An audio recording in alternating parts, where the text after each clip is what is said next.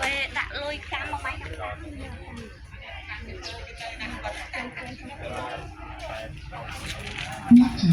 Bluetooth connecting. Please wait.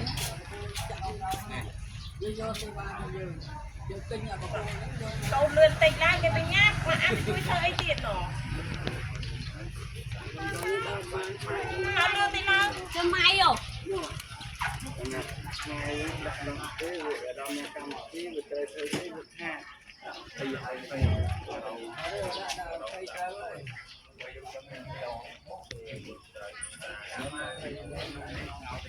Connecting.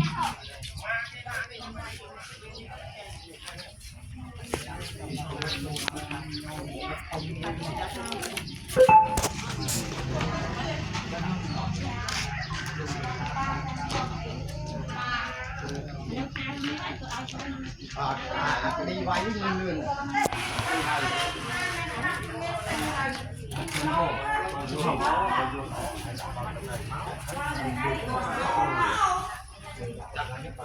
để đặt rau cho bạn đấy đặt rau mắt là từ để đặt lấy mắt là từ lần đại lên rồi cần chen pen đã lâu pen của máy làm bi con bi cho con như du mau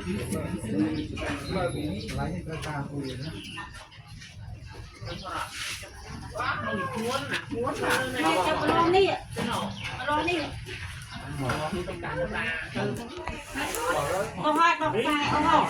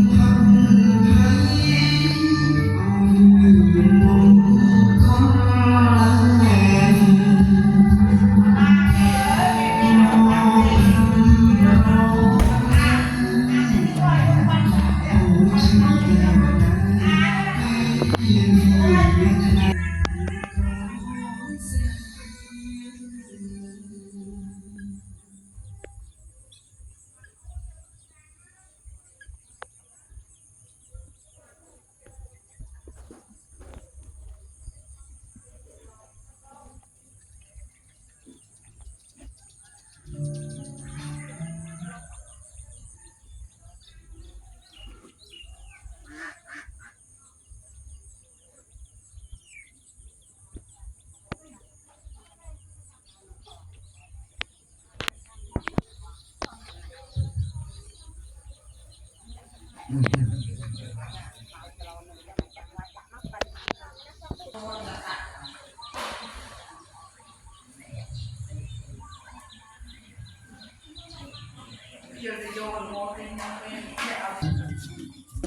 ៃនេះគឺជាអភិលក្ខណៈសម័យថ្ងៃដ៏មានជោគថ្ងៃដ៏មានជ័យថ្ងៃដ៏មានសេរី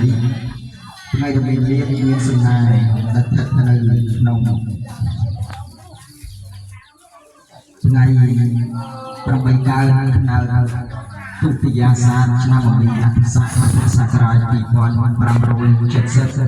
ត្រូវនឹងថ្ងៃទី22ឆ្នាំខែចូលក្នុង YouTube ហើយកក្កដាឆ្នាំ2026ដែលការកេតថាថ្មីជាថ្ងៃដែលមានជោគថ្ងៃដែលមានជ័យថ្ងៃដែលមានសេរីដែលជាទំនៀមមានតាំងតែបុរាណពីព្រោះកិច្ចនៃកម្មវិធីឡើងការកេតថាថ្មីដែលបុរាណរៀបចំធ្វើឡើងនេះគឺមានប្រយោជន៍3យ៉ាងប្រយោជន៍ទី1របស់ផ្ទះទី1ទី2ផ្ទះដែលធ្វើរួចហើយគឺចង់បញ្ជាក់ឲ្យជាងឯងបង្កើតផ្ទះឲ្យម្ចាស់គេថាយកមកនៅដើម្បីរៀបចំកិច្ចកម្មវិធីសែនថ្វាយព្រះស្រេចក្រុមមីនិងទី2ទី3ផ្ទះដែលធ្វើរួចហើយចង់បញ្ជាក់ប្រាប់ថាញាតិមិត្តនៅឆ្ងាយជាតិឯណាថាផ្ទះដែលធ្វើរួចហើយនេះនៅភូមិណាឃុំណាស្រុកណាខេត្តណាហើយគោរពអញ្ជើញញាតិមិត្តឲ្យមកចូលរួមដើម្បីជប់លៀងហើយជាពិសេសគឺដើម្បីបញ្ជាក់ថាការខំប្រឹងប្រែងតាំងពីបាតដៃទទេរហូតដល់បានផ្ទះធំទ្រនំខ្ពស់ដោយការខំប្រឹងប្រែងអស់សមត្ថភាពរបស់ខ្លួនដើម្បីជប់លៀងជីវិតផងហេតុប្រយោជន៍3យ៉ាងឯងបានជាបុរាណលោករៀបចំកិច្ចកម្មវិធីឡើងកាន់គេឋានថ្មីទៅតាមអ្វីដែលអាចប្រព្រឹត្តទៅបានឬទៅតាមទ្រព្យធនធាននៃម្ចាស់គេឋានតិចច្រើនយ៉ាងណាក៏ប៉ុន្តែមិនបោះបង់ទេទំនៀមនេះគឺ